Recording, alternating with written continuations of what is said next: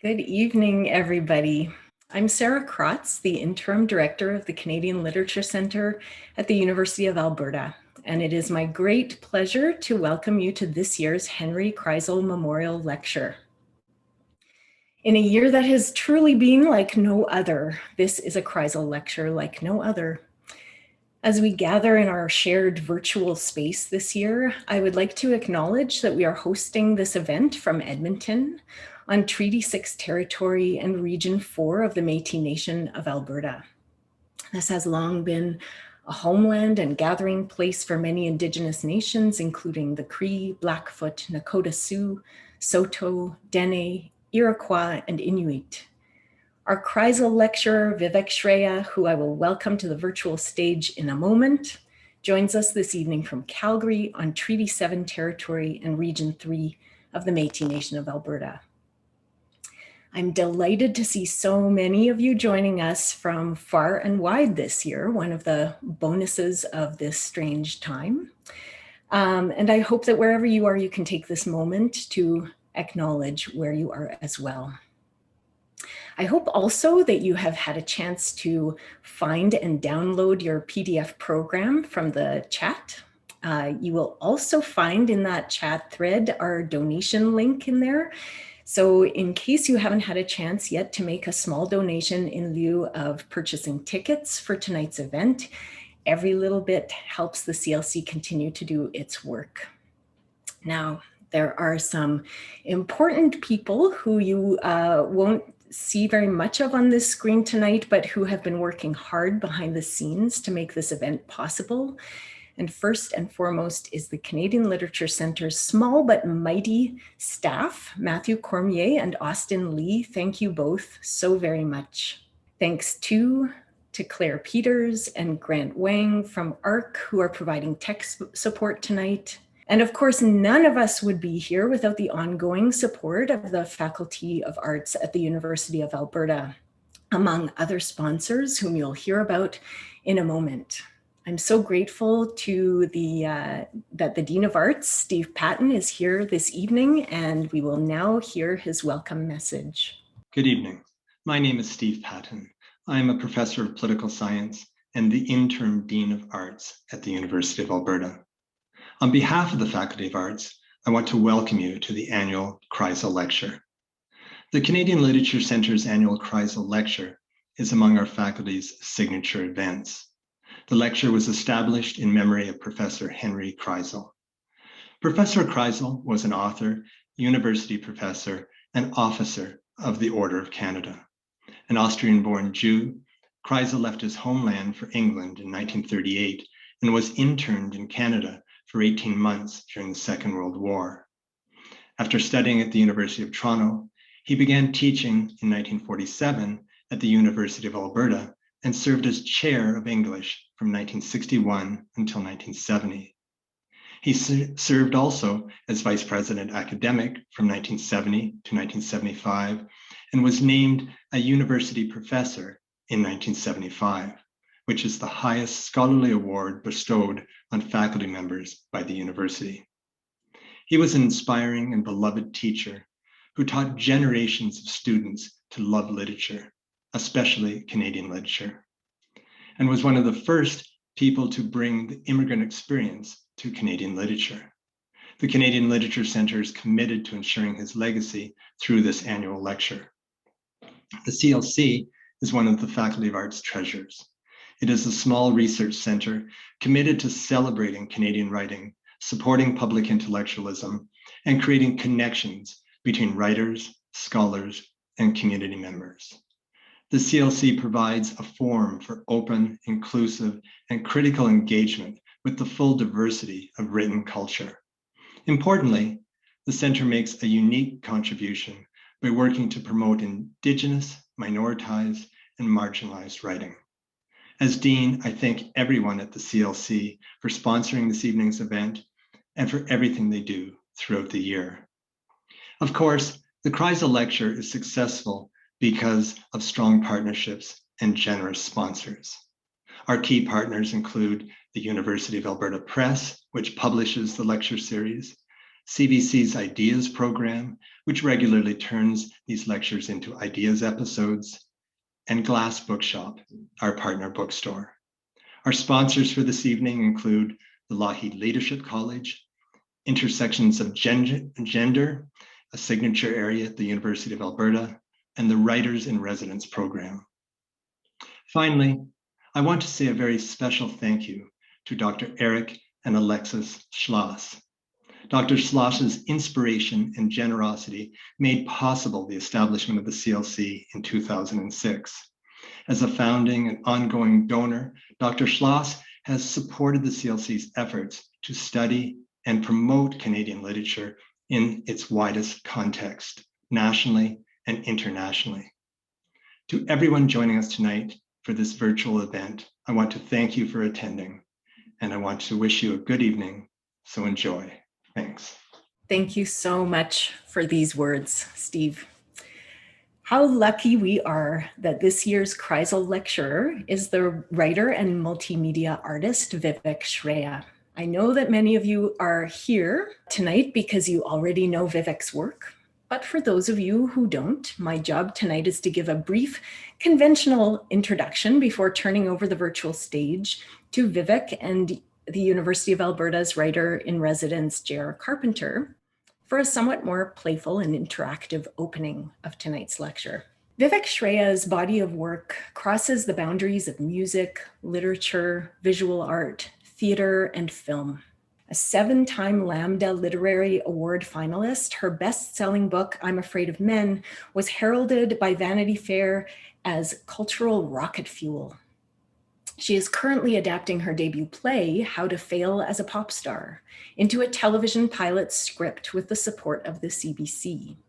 But I also note that her album, Part-Time Woman, was nominated for the Polaris Music Prize. So clearly with Vivek, we have to take the idea of failure with a grain of salt.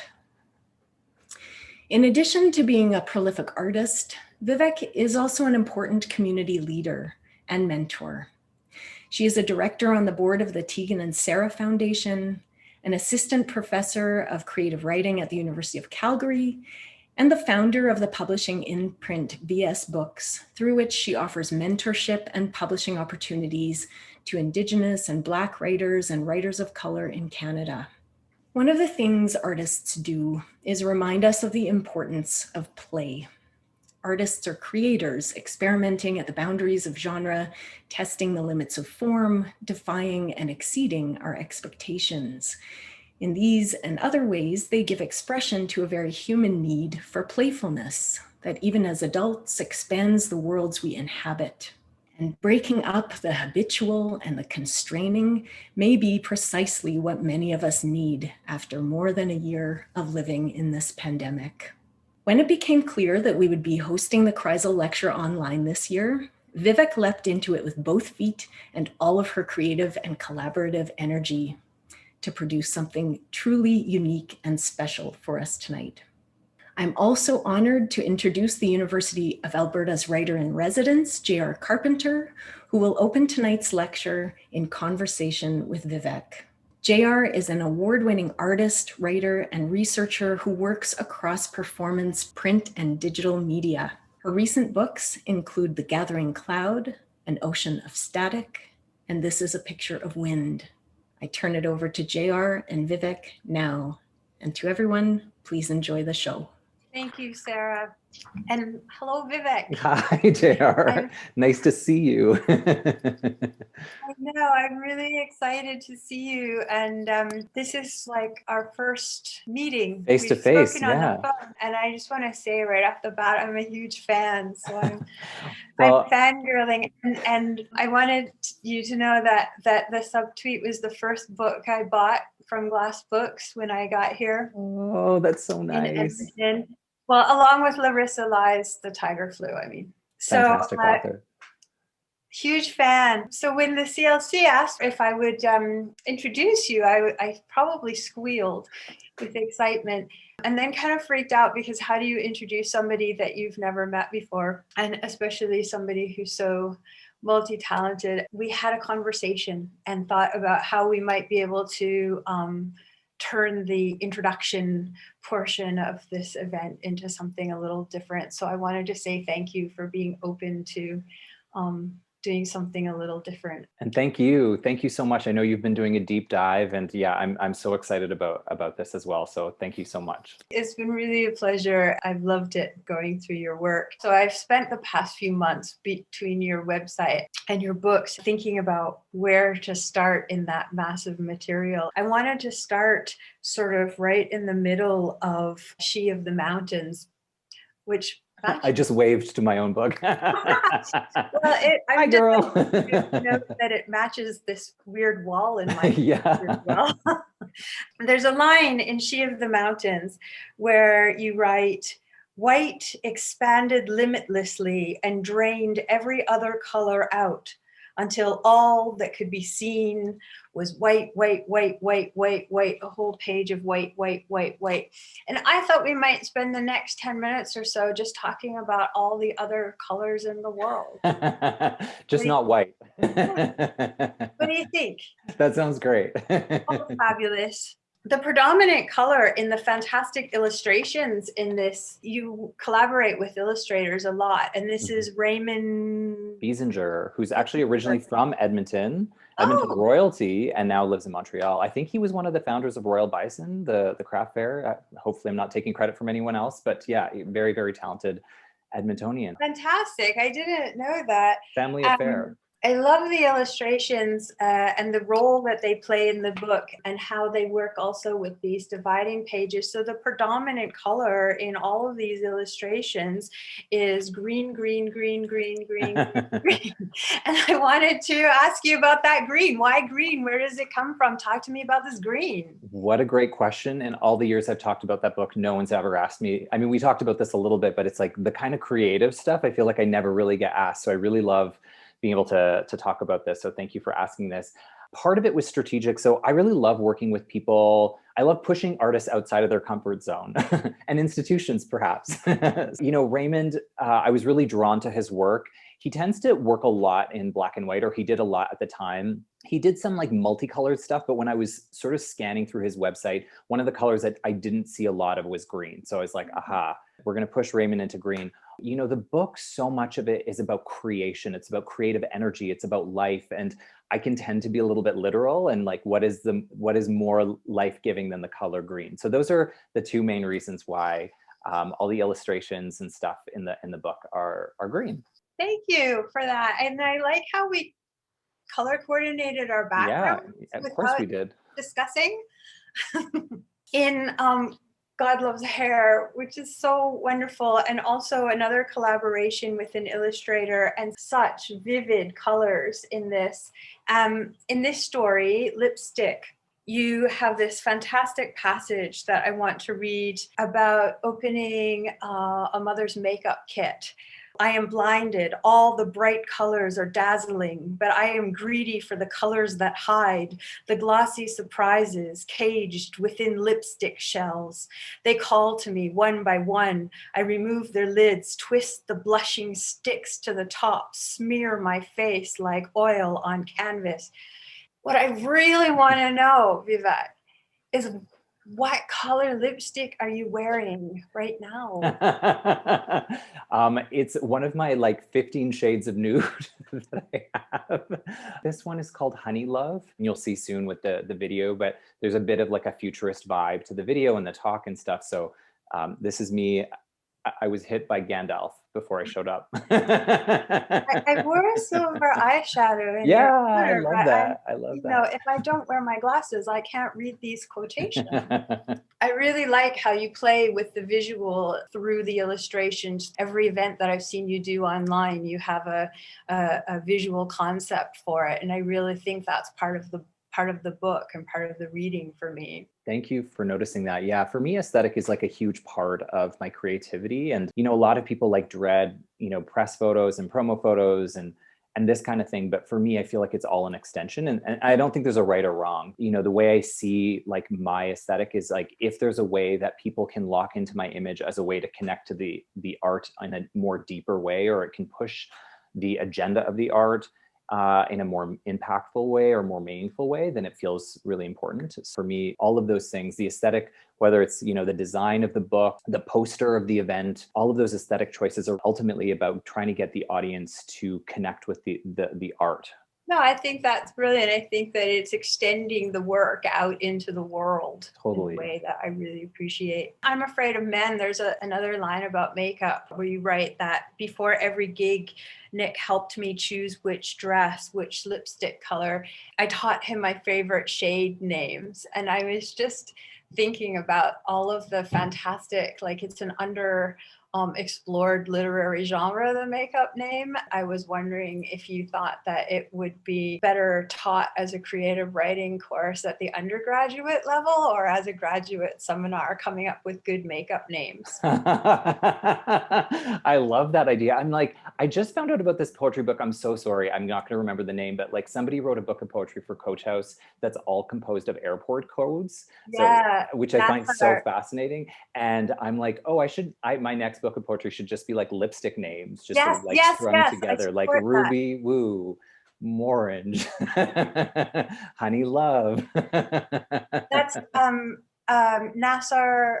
Yes. I think he's based in the UK. He's lovely. I love that book. I teach that book. Okay, thanks for humoring me on that question. But I want to talk about the cover of this book. If we could just take a moment to appreciate the cover design of I'm Afraid of Men. I think of all of your books, this is the one I must want to wear in outfit-wise. Can you talk to me about these color choices? It was a while to get there. And I think part of the challenge I always present my publishers and the designers is because I've worked with so many color palettes now, I'm I want this to look like an addition to the body of work of book covers, but I want different colors that we haven't used last time. As I start using all of the colors, we get more and more limited. This particular book, we hadn't really used those colors, but if you want some BTS information, the original book cover was actually black and white. So it was white background with black text that said, I'm Afraid of Men. The apostrophe on I'm was pink and the period was blue. Okay. And I was just pink and blue for a book about gender. No, it's a little, we already have the title, I'm Afraid of Men. It's a little on the nose. So, no disrespect to anyone. I don't think people realize just how many versions of, you've gone through this as an artist, how many types of book covers happen before the final one. But I always love thinking about where it started and where it ended, because it is a process to get to the right one. So, I love where we ended up. But speaking of where it ended, could we just talk about the back cover for a minute? Is this part of the title? This is fascinating to me because it seems like a subtitle or mirror image. How does that play for you? Is it a text? Is it an image? Is it, it seems really powerful subtext. So that's my editor, David Ross's genius. I think one of the main points that comes up in the book at the end is that men are afraid of me, because one of the things I wanted to talk about is the ways in which I'm not just afraid of men because I'm scared. I'm a scared person. I'm afraid of men because men often see me, are uncomfortable by me, are afraid of me, and react, often negatively or violently. And so for me, those two ideas felt really important to articulate in the book. David suggested putting it on the back, and I loved that because for me, I really look at the book as a public object. So it's not just something that you read in the privacy of your home, but you also read in the subway, you also see in a bookstore, or hopefully in an airport. In thinking of a book as more of a public object or a public art, I think that's one of the other reasons why the design of a book means so much to me. And so it was really interesting once we put that on the back of the book to actually hear from people exactly who started reading this book. And if you can imagine being on transit, reading a book with that on the cover, it's a conversation, right? The cover itself starts doing the work of the book even before someone's engaged with it, which I find really interesting. So yeah, can't take credit for that design choice. But it's wonderful, and it's a credit to how collaboration works in your work, and that you partner with really great people. We see that in the illustrations and in the poem that the title comes from. You say, even this page is white, so I protest this page. And I wanted to ask you if you could publish a book on any color paper, what color paper would you choose? Oh, what a good question. I mean, I'm always now thinking about accessibility, but like for whatever reason, yellow's coming to mind. I like a bright color, so maybe it's because I'm looking at Austin's blazer, but yeah, I'm thinking maybe a yellow paper would be nice. There's another story in God Loves Hair where you say that your favorite color is yellow, but your favorite color to wear is purple. So I was secretly wondering if you would write a book on yellow paper. You really did a deep dive. You knew my answer. I didn't know, but I'm waiting for this book. I have another sneak question as we go into your lecture, which is thinking a little futuristically to the next time we're in a pandemic, as if this one is over. And yeah. I know we've all been inside for a really long time looking at our walls, and I live with this funny green wall, and I'm wondering if you have any brightly colored walls in your house. It's actually quite a challenge anytime I want to take a photo for Instagram or something like that, because there's just like paintings and greenery everywhere. My boyfriend is quite the herbologist. No, what's it? A plant person, plant man. And so there's like 30 plants everywhere. So finding just a blank wall like this is quite anomalous. So no colored walls, but just lots of art everywhere, lots of plants everywhere, which is how I like it. Thank you so much for answering these questions. And I'm really delighted to meet you. And I look forward to your yellow book. Thank you so much. Now we will turn everybody over to the main lecture event. time. After the lockdown, I was grateful when massage clinics reopened. During my first post-lockdown massage, which was with a new therapist, we had the requisite chit-chat about our lockdown experiences. He gushed, "Oh man, it was so great. Every day I woke up, drank coffee, read, rode my bike." This did sound pretty great, but it was nothing like my own anxiety-ridden ordeal. Had I done the lockdown wrong? My name is Vivek Shraya. Hello and welcome to the 2021 CLC Kreisel Lecture. Next time there's a pandemic.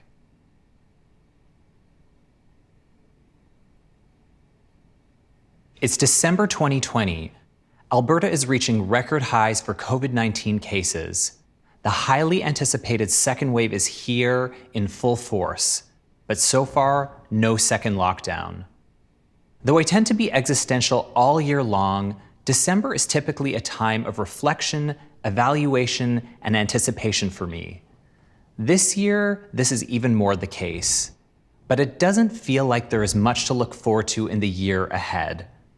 Despite the report that vaccines are coming, 2021 looks like it's going to be a bad sequel to 2020. More of the same. More holding pattern. So instead of looking forward, I find myself wondering what I would do differently if I had to live through 2020 all over again, the pandemic over again, and what I wish we had done collectively differently. Here are 5 of these reflections. 1, stay caring. As the novel coronavirus spread, COVID-specific words and phrases became ubiquitous, like PPE, social distancing, and flatten the curve. I personally hope I never hear the word unprecedented again. Another early phrase I found vexing was stay safe. I was initially unable to figure out why it bothered me. It may seem finicky to harp on a well-intentioned phrase, but as our social interactions were reduced so drastically, this phrase was often the only message I would hear from people who weren't my boyfriend. The more I heard it, the more it reminded me that safety isn't something that everyone has access to or can choose. We saw this clearly in 2020 with a lot of workers being forced to risk their health to survive and so that others could survive. And with the increase of domestic violence during COVID, stay safe is an ignorant and even callous directive. Personally, I can try to stay as safe as I want, but being a trans, queer, brown person, regardless of a global crisis, I can't control how others react to me. Next time there's a pandemic, I hope whatever slogan we use is less about individual responsibility and more about collective care and action, like stay caring or stay kind. 2, skip the gratitude and say what you feel. Throughout 2020, I also heard many comments that only those who are willing to adapt will endure. These comments were directed to not just business owners or arts administrators, but also individuals. The subtext was essentially survival of the fittest. The problem with survival of the fittest is that it glorifies strength without recognizing the factors that enable us to be strong. Quarantining with my white, straight-passing boyfriend, I was constantly reminded of my lack of emotional strength. He commented early in the pandemic that he could likely quarantine for months and months and be fine, even be content. And he truly did seem unfazed by the chaos, just watching his movies and playing video games. Witnessing his apparent adaptation, I wondered, what was wrong with me? I had a stable income, a beautiful apartment, supportive friends, but despite the repeated insistence that we're all in this together, we all didn't enter the pandemic equally. The panic of the lockdown exacerbated my previous experiences of trauma and oppression, which of course impacted my coping mechanisms. Is it surprising that a white man can quarantine and be content compared to those of us whose identities are more stringently tied to social responsibilities? As someone who struggles with mental health, I have a finely tuned system that keeps me afloat. I work out regularly to expend my excess anxiety. I see movies in a theater at least once a week to get out of my brain and away from my phone and task lists for 2 hours. I see my therapist once every few months, and as I mentioned earlier, I regularly go for massages. For me, massages are not only a means of relaxing, but also a way to temporarily alleviate my chronic pain. When lockdowns have been debated by our government, the objections usually focus on the economic impact, the harm done to businesses or business owners. But for me, the lockdown meant that suddenly I couldn't access any of my mental health supports. Gyms, theaters, and health practitioners' offices all closed abruptly and indefinitely. I couldn't see loved ones either, but I tried to reach out regularly. Hey, how's it going? Fine, I guess. I can't complain. The family's okay, health is okay. You know, working from home is an adjustment, but grateful to have a job. Does this sound familiar? This is how most of my conversations in 2020 started. Everyone parroted their gratitude/privilege list as a response to how are you? Being grateful is a useful practice in reestablishing perspective, and listing your privileges can also be an important endeavor if it leads to thinking about how you might deploy them to support others who have less. But what concerned me is that no one would actually say how they were doing. I tried to encourage friends to skip this intro, inviting them to discuss their feelings with me honestly and directly. No one took the option. What this meant for me, as someone who couldn't access my regular mental health supports and who also used the gratitude/privilege list as a form of deflection, is that a pile of unexpressed emotions started to build. Because when you feel bad and you don't acknowledge the feeling somehow, there's no chance for the bad feeling to be seen and to dissipate. So the feeling grows. Next time there's a pandemic, let's skip the gratitude/privilege list and say what we feel to each other.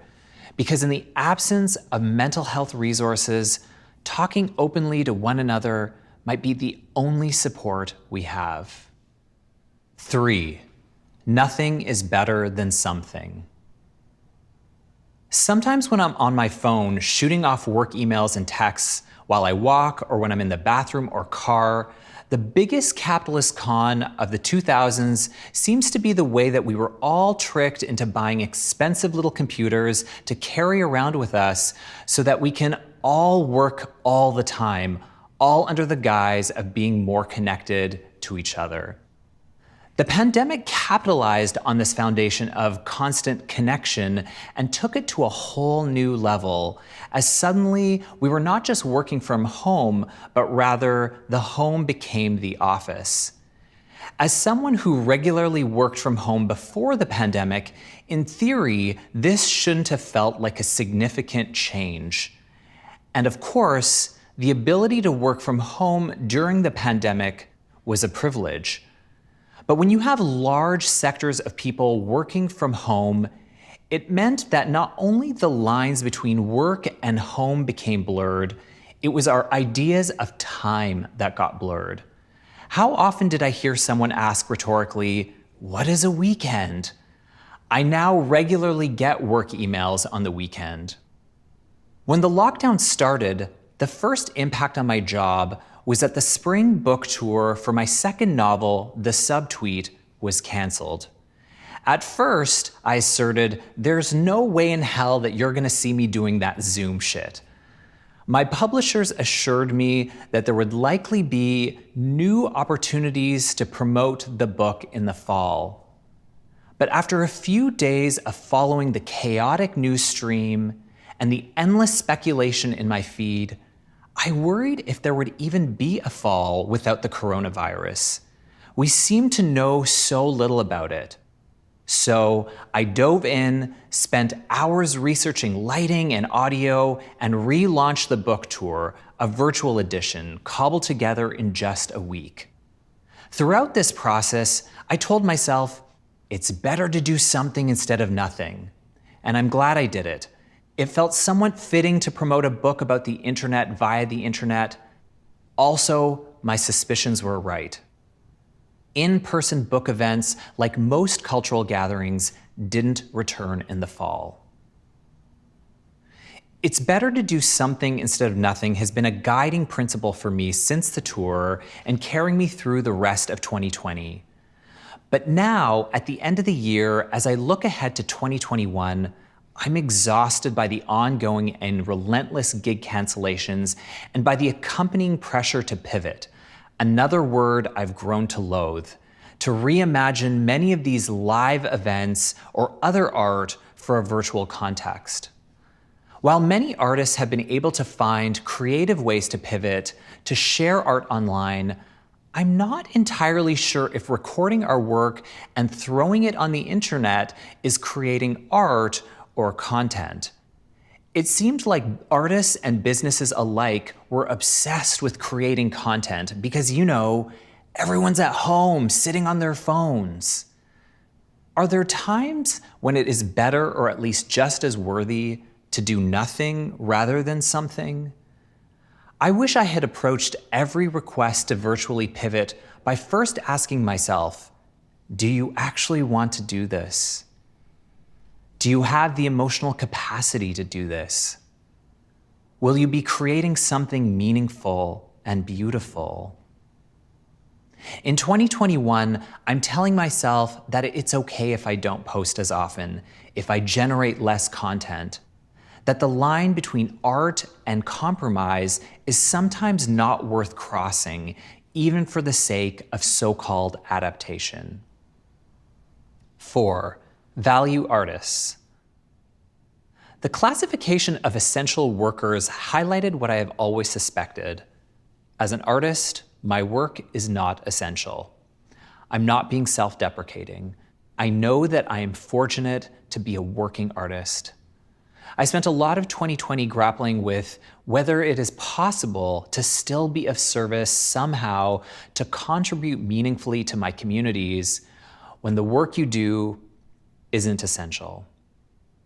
As I was contemplating my own value as a worker, I noticed that the value of my work also depreciated within systems around me, or perhaps because some saw an opportunity to capitalize on the desperation of artists who had lost gig income. I started getting offered gigs that paid $50, a fraction of what I was being paid for gigs just months prior. As someone who has a stable university income, I was able to decline these offers, but it worries me that this depreciation is likely happening across the board to my fellow artists who don't have the economic security I do.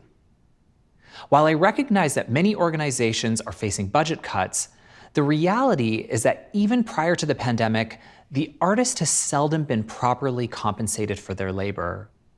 This is especially true for emerging artists who don't often know how much to ask for, or who are told that these poorly compensated gigs are still good opportunities for exposure, or who don't want to seem ungrateful by being assertive. I still seldom get invitations to gigs that mention payment in the initial offer, which implies that the person or organization reaching out doesn't see being an artist as a job and views the artist's time as worthless. Can you imagine contracting any other kind of worker and not discussing money in the initial conversation or at all? To give some organizers the benefit of the doubt, sure, we no longer require travel expenses or accommodation. But the amount of work and time required to put together a presentation, for example, hasn't decreased. If anything, I often feel that I have to work harder to connect with an audience through a camera, making sure I enunciate extra clearly to compensate for potential poor internet connections, making more deliberate eye contact with the lens so viewers feel seen, and exude more energy in general. In many ways, virtual gigs are like a whole new job, requiring a new skill set that many artists had to teach ourselves in a crisis. It's no wonder after each one I feel completely depleted. So next time there's a pandemic, let's remember that a virus doesn't diminish the value of art or artists' labor. Artists might not be essential workers, but art is essential. And our work is greedily consumed. What would 2020 have been without music, movies, and books? 5, less surveillance, less judgment. Throughout 2020, I often felt like Rachel Lynde, the town gossip from Anne of Green Gables, as I caught myself monitoring who was wearing masks, who was wearing them properly, and what were my neighbors doing. And they were watching me too. One of my neighbors crisply commented to me in the elevator, "You have a lot of guests over, hey?" I was too embarrassed to confess that I was living off DoorDash. Some of this surveillance was a protective mechanism. If we watched others, we could somehow know who to stay clear of in order to avoid potentially catching the virus. Our governments promoted this behavior by introducing fines for transgressions and encouraging us to snitch on each other. And frankly, we were also bored. When one of my neighbors started having very loud sex at the end of the year after being quiet for most of it, my boyfriend and I obsessively speculated about whether he was cheating on his girlfriend or if they'd had a breakthrough in couples therapy. Our surveillance also allowed us to feel morally superior, despite the fact that, let's face it, we all broke our share of COVID rules at some point. Our sense of moral superiority is thoroughly documented in the many think pieces that seem to come out every day and were especially popular in the early weeks of the pandemic.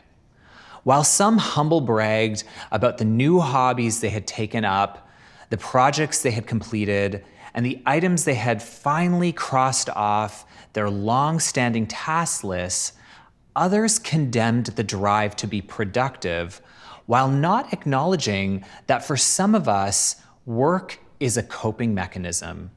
Sure, it's a mechanism ingrained by capitalism, and perhaps one worth interrogating, but not in the midst of a global crisis. All of these forms of surveillance resulted in colossal guilt.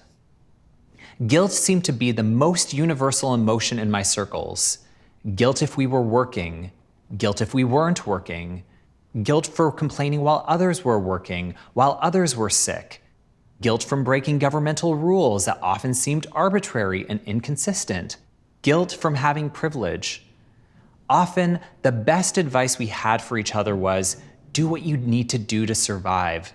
And yet, we didn't know how to embrace this advice without feeling guilty.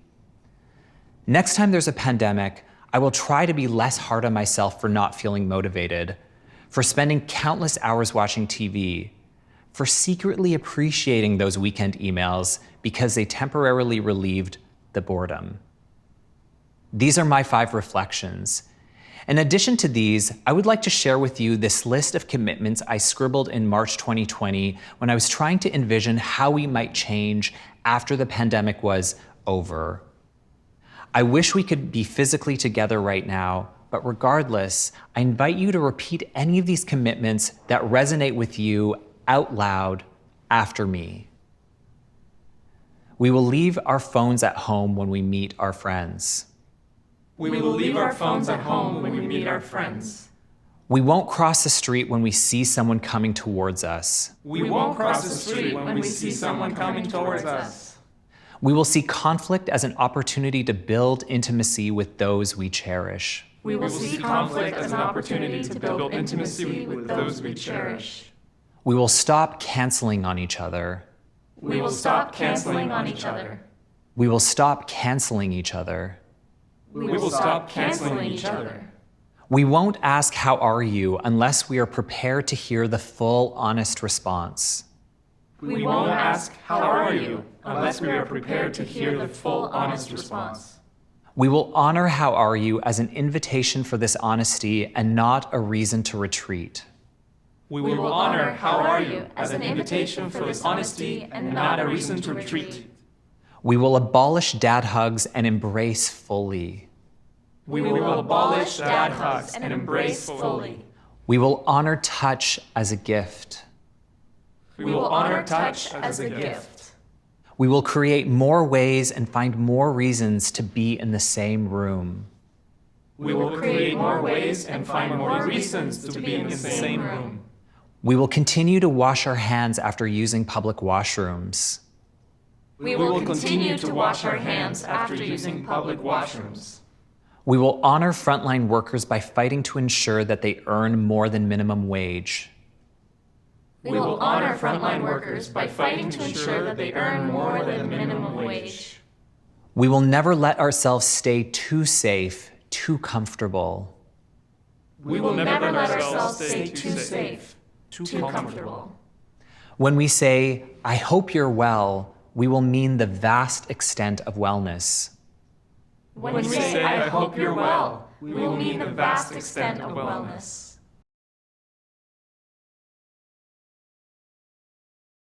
I'd like to close with a song called Showing Up.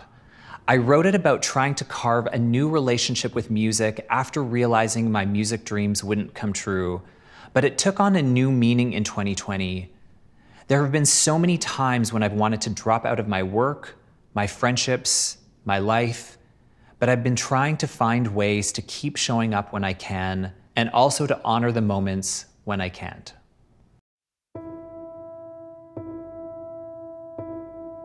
We didn't quite make it,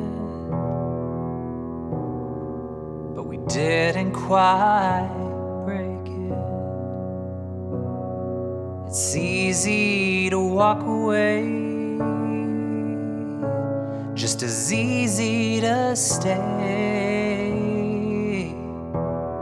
Both sides have their merits, but in any marriage, you gotta keep showing up. That's the work. You gotta keep showing up. So with every note I sing, I'm showing up. Not sure what it means, but I'll keep on showing up. I might never sing outside this room, for anyone other than you, but that's enough as long as I keep showing up. I didn't quite reach you,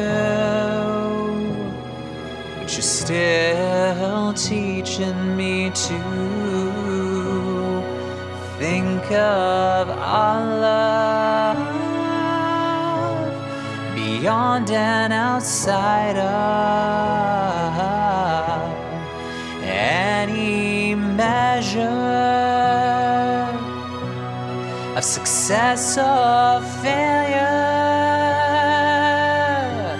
You gotta keep showing up, that's the work. I gotta keep showing up. So with every note I sing, I'm showing up, and it's everything that I keep on showing up.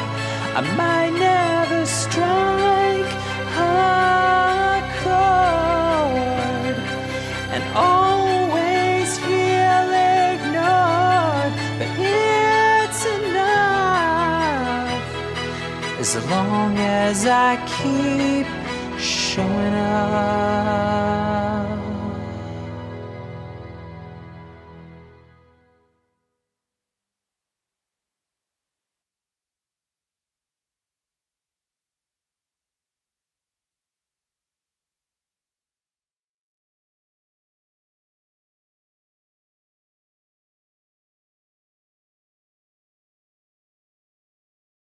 I wish you could hear 320 people applauding right now. That's how many people are in attendance tonight. And I do wish you could hear that sound. That's one thing we miss. Well, you know what I would love to know is, did any of you actually repeat after the text? I'm so curious if that actually worked. Yes, somebody says.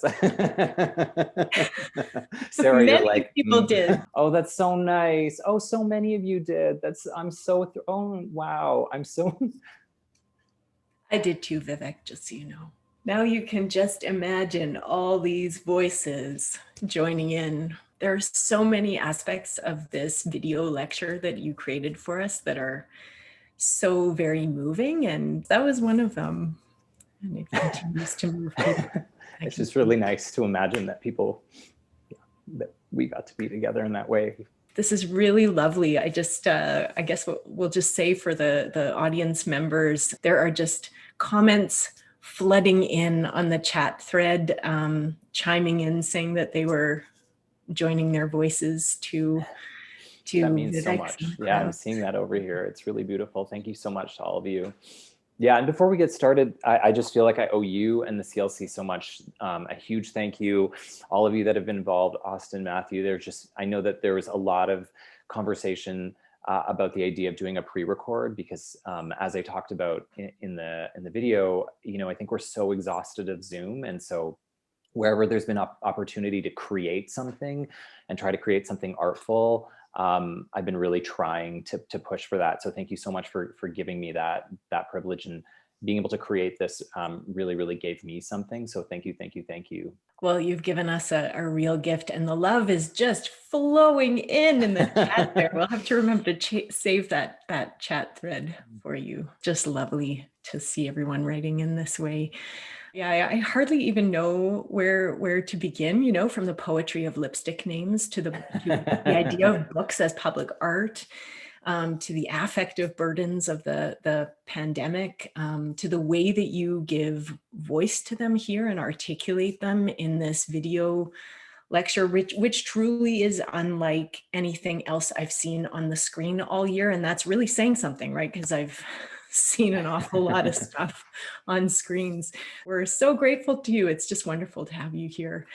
In the time that remains for us together, I'm going to ask you, Vivek, a few questions. Sure. And then we'll open up the discussion as much as we can to members of the audience. So I think it is fair to say that you are a very social artist, you know, not just in how you collaborate with people in almost everything that you do, but even as this moment just attested, the way that you connect with your audiences as well. One of the things that we noticed at the Canadian Literature Centre in our podcast reading series this year, we asked our authors what their writing life has been like during the pandemic. And I was struck by how many people said that their life hadn't really changed that much. Their writing life, writing is always a solitary vocation for them. And this year accentuated that, but didn't radically change anything. And one or two authors even said that their writing life has been better. They had more quiet at home. I hate those writers. Time to think and time to create. And you, as I've noticed, on the other hand, have been saying, in various venues that you really miss people, audiences, crowds, people gathering even in warm droplet-filled spaces, as you said recently. So I was curious about that and about, how much creative energy you draw from other people and what is it about social experiences that fuels you as an artist? I mean, this is a revelation to me, to be honest. Even you describing me as a social artist, I'm sure some of my friends are like, what? It's so funny. For years and years, I would complain, like, I don't have enough time to be at home. I miss being creative. I just want to be at home. Then the pandemic hit and my mom was like, well, watch what you wish for. And I was like, yes, Mom. The universe conspired to give me time at home and gave a virus to everyone just so I could be at home. It's been really interesting being at home because I realized that actually both parts of the practice or all the parts of the practice are important. I love the creative energy. I do love being at home. I am a homebody, but I actually really thrive off of being in rooms with people. I love the reactions that people have, the things that people say, the questions that they ask, all of those things actually inform my art practice. So much of what I have created has been like a need that I have felt personally or a need that I have seen out in the world. And so much of that is informed by all of you. So for me, that's been the huge learning, is like actually the performing, the touring, the in-person conversations, the schmoozing that I feel so terrible at. Like all of those things are such a central part of, are important parts of being an artist for me as well. Now, would you say that you have managed to find in the midst of all this learning, alternative social spaces online that might be worth preserving after this is all over? No. Oh my God. Can I tell you about an alternative social space that I do not like? Yes, go ahead. One of our friends, we have, there's a group of us and we have like regular meetings. Regular hangouts here in Calgary. There's 4 of us. In our desperation, one of us suggested this idea called House Party. And it's like, I don't know how many of you have used this. It's like an app and then all of you join and you're supposedly having a house party together, but it's just like, it's just so not my thing. Like it's weird to realize that even as an introvert, there is a threshold, and that I think we've all had that experience, like where we've been canceled on, where we've like, made plans with someone, but secretly on Saturday morning, we're like, I hope that person cancels. And when they do, we're like, oh, I hope you feel better. Let's circle back in a few weeks, no problem. And like, now I'm just like, that will not be me after the pandemic. Next time I'll be like, no, you cannot cancel. I'm coming to your house with like Gatorade or whatever it is you need. And we are going to hang out. In terms of platforms, I really, really hope, I'm actually deeply concerned at how comfortable we have sort of started to get with some of these mechanisms, especially when I think about the movie industry and like the way that like Warner is dumping all their stuff online now. Like I really, really hope that all of us collectively decide that we want to be in spaces together again. I'm sure that many people in our audience are appreciating that. Someone just, Glenn was like, house party lasted 20 minutes for me. Yeah, I did a bunch of those in good faith. And then I was like, bye friends. Well, maybe it's kind of like the way, for vegetarians, it really doesn't work. Like what you want is not something for vegetarians that sort of resembles meat. Like you just need to go completely different. Like we cannot substitute for house parties right now. No, we cannot. We cannot. Yeah. We need to do other things altogether. Somebody just asked, is there hope for new to attach music with your brother? I love this question. I've been thinking about To Attach so much because my brother and I have a band. We're called To Attached. We decided to take 2020 off. And then of course the pandemic happened and we were forced to take it off. And, since then it's like before 2020, for those of you that don't have a sibling, but if you do have a sibling, try to imagine being in a band with them. I love my brother so much. I think he's a musical genius, but we definitely had our issues. So I was like, I'm not making another album together unless we get couples therapy. So we had all these couple therapies booked for the first part of 2020, and then the pandemic hit. And what's been interesting is, in the absence of the band, I feel like we've gotten to know each other as people again. And like, I think the band was a way for us to get to know each other through music, but it's been really nice to actually get to know each other outside of music and just have regular chats. So, in my heart, I think Shamik's online here today, so I'm just going to put it out there. In my heart, I would love to see a Two Attached comeback, if you will. We'll see. Every time I brought it up to my brother, I'm like, do you miss Two Attached? He's like, he just smiles with an empty smile. So I think I know what that means. I'm curious about your thoughts regarding need versus risk in the surveillance of COVID-19. As queer folks, the role of risk is something we're already attuned to, yes. But for those of us who are singularly isolated, I find we're starved entirely of intimacy, care, touch, and love, and then flee into extreme anonymity and perhaps enact riskier behaviors. I'm curious, what are your thoughts on risk for the sake of embodied self-betterment, or what means risk when we risk ourselves to in isolation? I mean, this is such a good question. And one of my dear friends, said to me a few months ago, the thing that the pandemic is hurting the most is queer chosen family or queer families, because, what it has done is it's forced us into either our domestic partnerships, whether we like it or not, or our biological families, or isolation. And the things that have taken the biggest toll for queer people has been chosen family. I think that that's been such an interesting thing to think about. And I think that, as I talked about in the short, there's so much COVID judgment. And I've been guilty of judging people. I know people have judged me, especially with my single friends, especially with my single queer friends. I've really wanted them to be able to have the things that you're talking about, whatever that has meant for them. And if, the issue of safety is so complicated, but I think on my end, I've tried to actually be really supportive of my queer single friends who have been navigating this conversation around intimacy and care and touch, and how to get that and how to do that as safely as possible. So, I don't have a great answer for you per se. Like I said, it becomes a difficult question to answer publicly. I've really, really supported my queer friends in their need to find connection, whatever way that makes sense for them, and in whatever way I can support them. I'm interested in the Jeopardy style lattice. Why did you go for this style, and what does it mean to you in terms of what you were talking about us? Thank you so much. I love a creative question. When I was sort of like mulling with this idea of doing a pre-recorded lecture, I was trying to think, like, where have I seen a lecture that's compelling, right? Because with Zoom, it started to get a little bit static. And, I think TED Talks are kind of like our biggest model for like short, punchy lectures, but they tend to be, I think, like not longer than 11 minutes or something. There's all these studies done.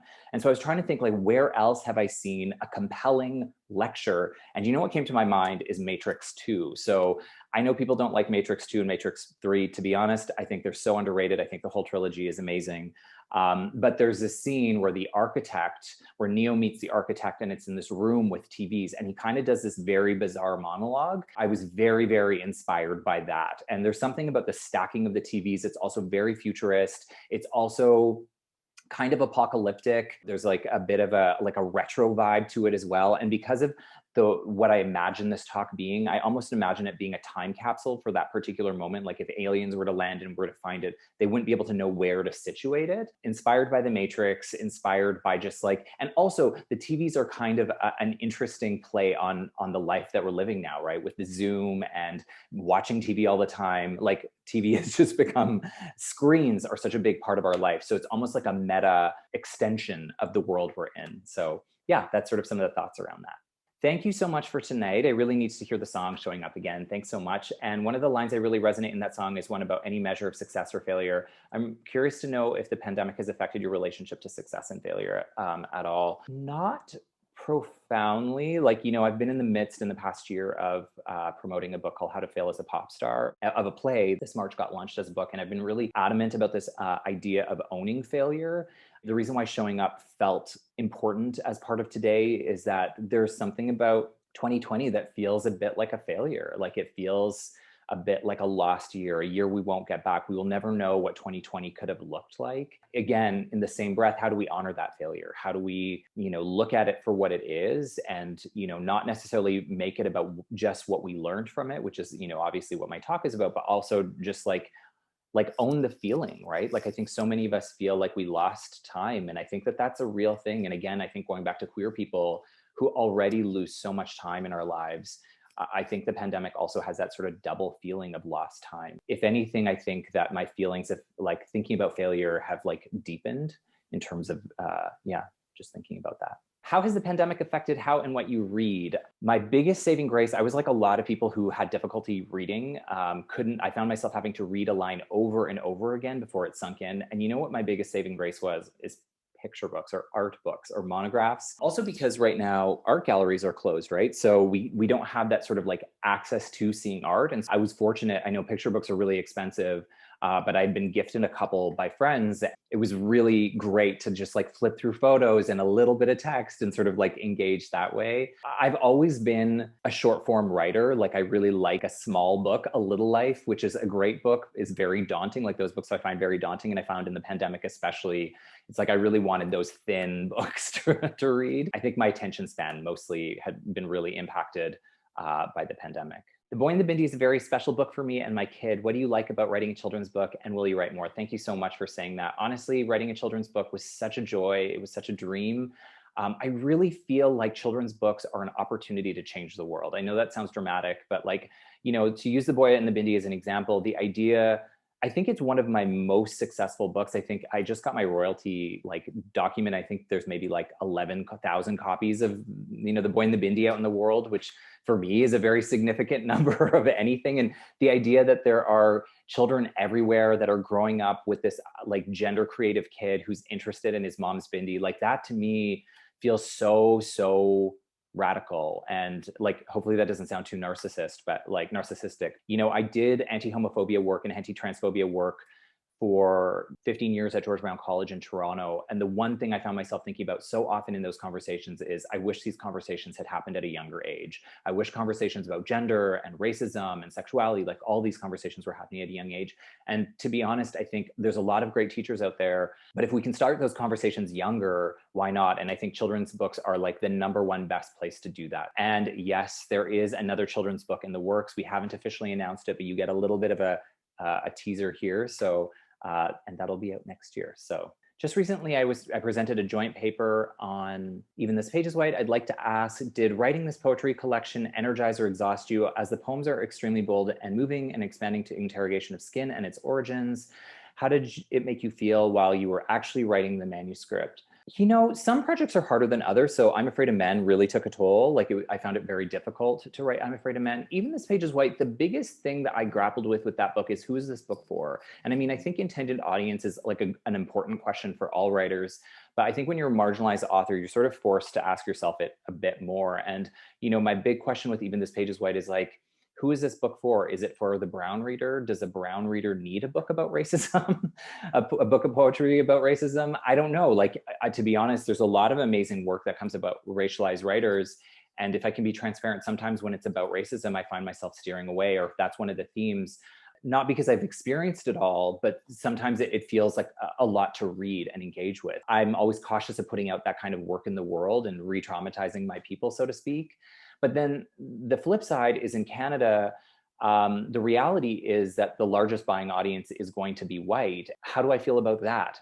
Am I writing Even This Page is White for white people? And then does that put me in this sort of category of educator as opposed to artist that I'm constantly trying to get out of? So I didn't answer that question.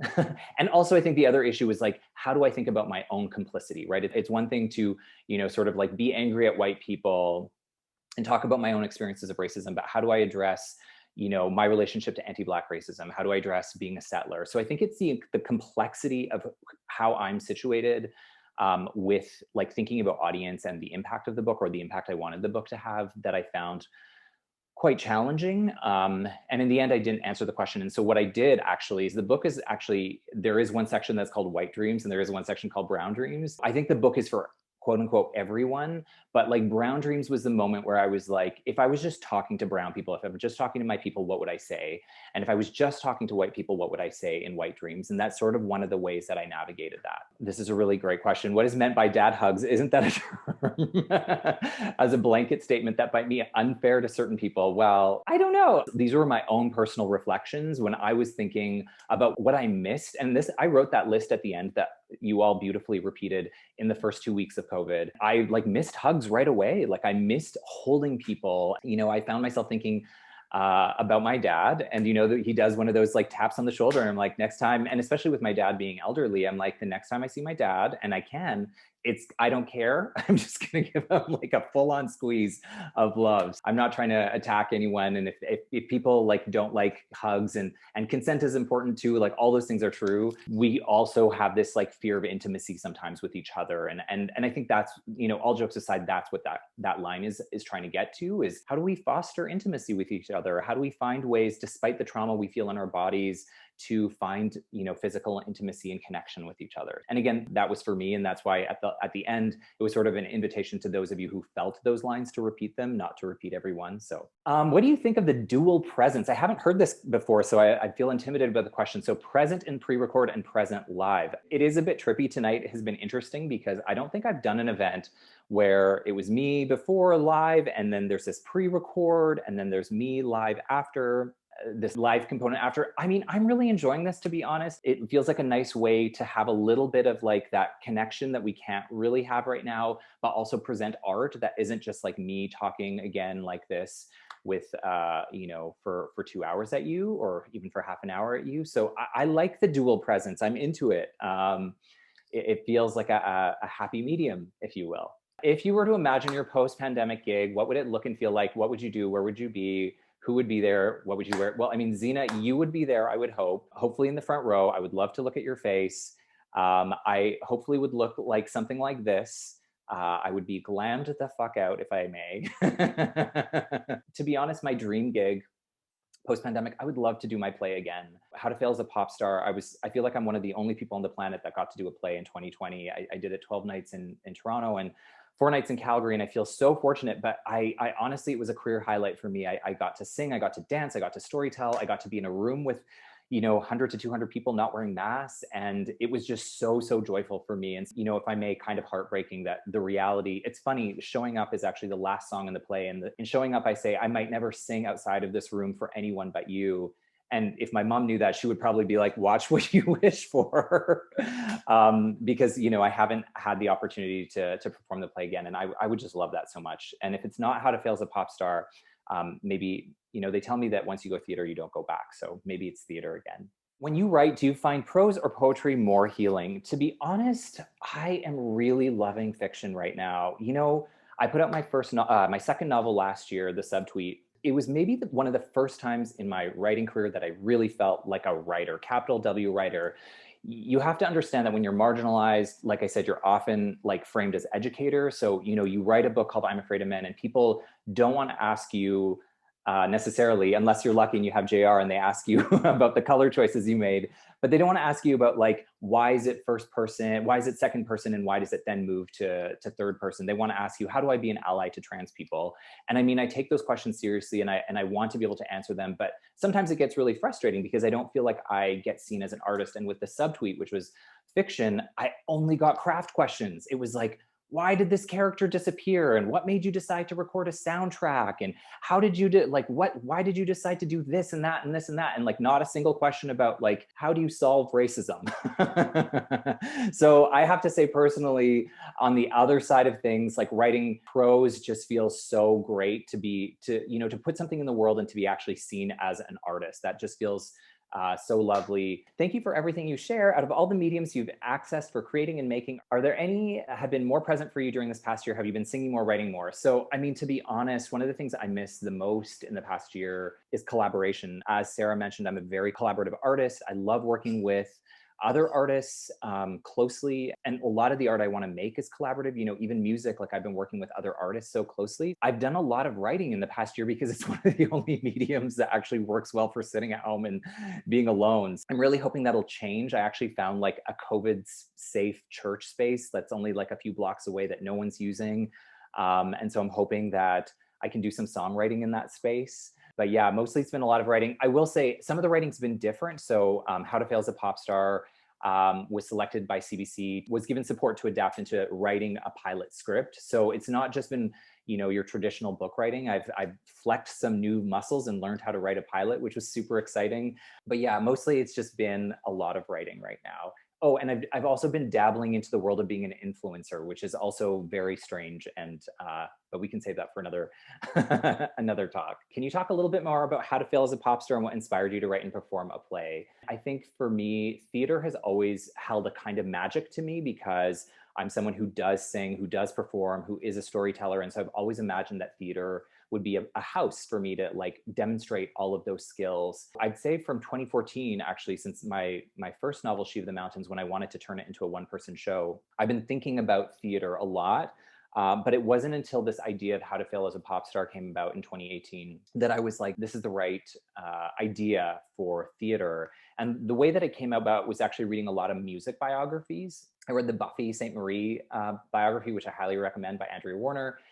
The Timbaland biography. And I'm always curious about different forms, especially with books. I want to sort of like try everything. And I was like, oh, I would love to tell my music story. But the problem is most people aren't familiar with my music. And so with music biographies, they really rely on you to know. When Timbaland talks about Pony, we know Pony. We might not know Timbaland, but when he talks about writing Cry Me a River with Justin Timberlake, we know Cry Me a River. If I write my music book and talk about writing Cut, no one's going to know what Cut is per se. So then I was like, how do you tell an anti-success story? Where do you tell an anti-success story? And why is it important to tell an anti-success story? And for me, it felt important to tell an anti-success story because I think we're so focused on a particular narrative around success. Look at me, look at what I'm doing, I'm amazing. And How to Fail as a Pop Star felt like a way to actually humanize that narrative a little bit that we're sort of like subjugated to and that we participate in.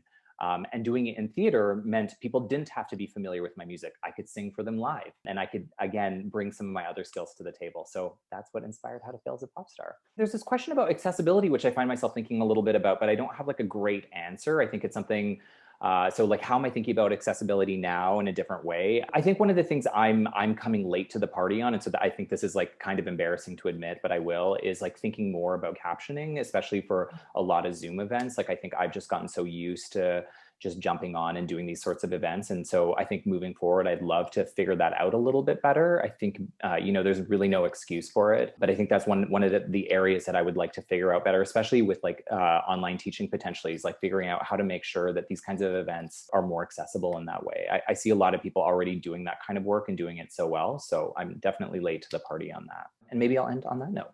That's a perfect question to end on, actually, because I will remind all our audience members that this whole event has been recorded, and we are going to be posting an edited and captioned recording of this event on the CLC website in due course. I just want to say again, Vivek, thank you so much for all that you have done this year with this lecture and not just turning it into yet another Zoom event. It was really unique and wonderful, and so great to hear this discussion with such wonderful questions. And I know that despite the fact that many of us never want to do anything on Zoom again, I know that there are many people in attendance who are really from far and wide who wouldn't have been able to come otherwise. Thank you all for attending from all over the place. It's really lovely to have this, at least we can take advantage of this feature of this, otherwise difficult medium that we're always working with these days. Thanks again to our sponsors, particularly Dr.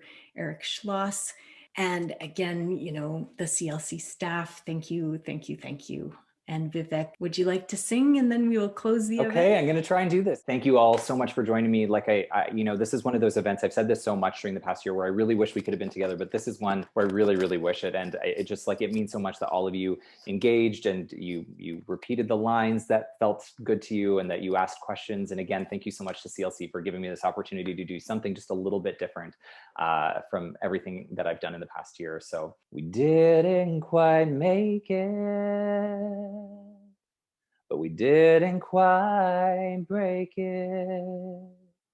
It's easy to walk away, just as easy to stay.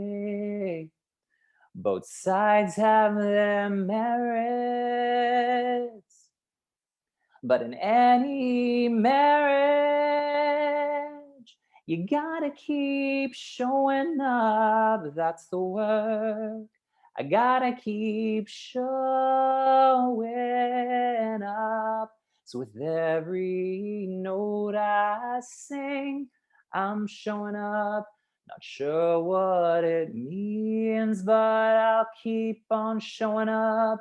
I might never sing outside this room for anyone other than you, but that's enough as long as I keep showing up. Thank you so much. Good night.